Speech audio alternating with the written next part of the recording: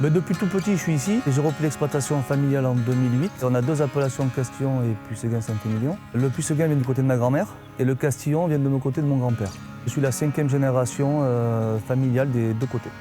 Pour la petite histoire, mon salarié actuellement, Pascal, il a signé son CDI quand je suis dans 83. Et son père travaillait avec mon grand-père. Et depuis tout petit, ils me connaissent. Entre les vendanges et les mises, c'était le grand rendez-vous familial où tout le monde était présent, où ça bougeait animé. Et on me trempait ma sucette dans la base de vin rouge.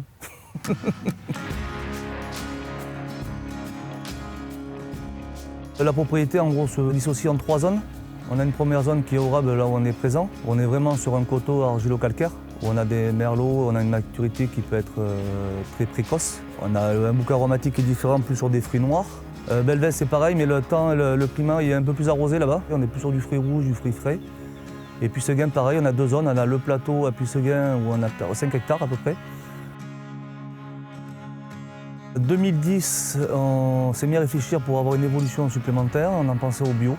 Donc on a fait les premiers traitements en 2010 en bio pour avoir le label en 2013. Le principe du bio, en lui-même, pour moi, il y a 3 styles de produits, les systémiques, les pénétrants et les contacts.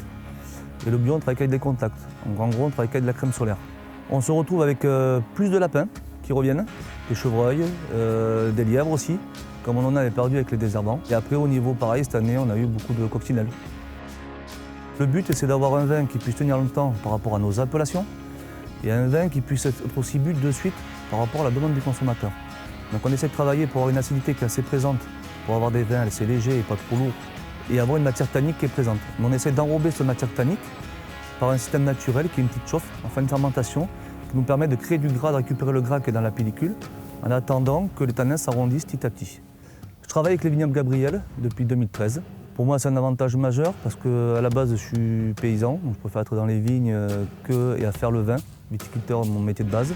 Et c'est très compliqué de nos jours avec toutes les casquettes qu'on a entre le commerce, la gestion du vignoble, le côté banquier, le côté assurance. Donc on ne peut pas tout faire et l'avantage de ce système-là, c'est qu'on s'adapte et on a une pérennité derrière.